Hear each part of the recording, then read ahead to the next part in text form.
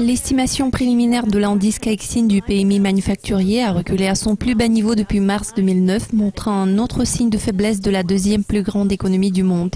Je suis Sinead McLaughlin et je vous présente une nouvelle revue de presse. Le secteur manufacturier de la Chine est dans un état pire que prévu, selon cette enquête très surveillée. Ces nouvelles alimentent les soupçons que la Fed va reporter à l'année prochaine le relèvement des taux d'intérêt. Lorsque l'estimation du mois dernier a frappé en plus bas sur 77 mois à 47,30, les investisseurs inquiets ont vendu leurs investissements sur un certain nombre de marchés financiers.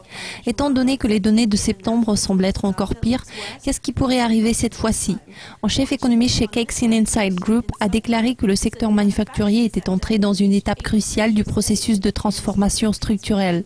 Dans l'ensemble, les fondamentaux sont bons. La principale raison de l'affaiblissement de la fabrication est liée à des changements précédents dans les facteurs relatifs à la demande extérieure et les prix. Les dépenses budgétaires ont bondi en août, pointant vers des efforts accrus du gouvernement sur le plan de la politique budgétaire.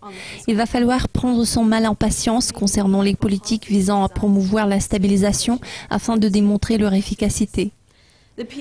Le PMI est la première publication chinoise majeure depuis que la Réserve fédérale a déclaré qu'elle reportait la hausse potentielle des taux d'intérêt en raison de la tourmente sur les marchés mondiaux et en ralentissement dans les économies émergentes, ce qui signifie que la santé de l'économie chinoise pourrait avoir un plus grand rôle dans l'orientation de la politique monétaire américaine. Les actions asiatiques ont chuté plus bas suite à la baisse des données et ont persisté même après que le président chinois a défendu le rythme de croissance du pays et a rassuré le monde que les marchés financiers de la Chine resterait stable dans son premier discours politique au cours d'une visite officielle aux États-Unis. Cela va à l'encontre de l'avis de plusieurs économistes, dont le stratège en chef en matière de devises auprès de la Commonwealth Bank of Australia. Le PMI flash de la Chine a chuté plus qu'anticipé par les participants au marché et l'indice PMI se situe également bien en dessous de la barre des 50 points, ce qui réaffirme que l'activité économique chinoise continue de ralentir, ce qui ajoute aux préoccupations économiques et financières mondiales. Mercredi dernier, l'indice composite de Shanghai a reculé de 2,2% jusqu'à 13 heures et l'indice Hang Seng a chuté de 4,3% à Hong Kong. Le yuan et le dollar australien se sont affaiblis sur les marchés étrangers.